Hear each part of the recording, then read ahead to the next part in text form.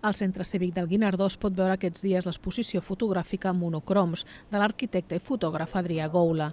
Són imatges captades als Estats Units durant la crisi del 2008, amb fàbriques i indústries tancades.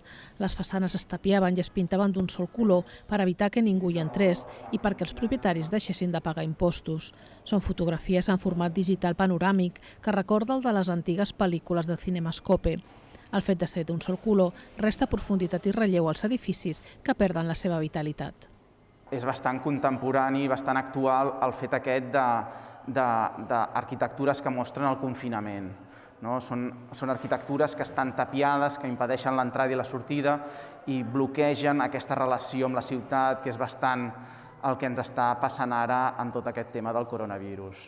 El tapiat d'aquestes construccions és una metàfora de la crisi, que ara adquireix també un sentit en el context actual de limitacions de moviment. La mostra es pot visitar fins al 29 de setembre.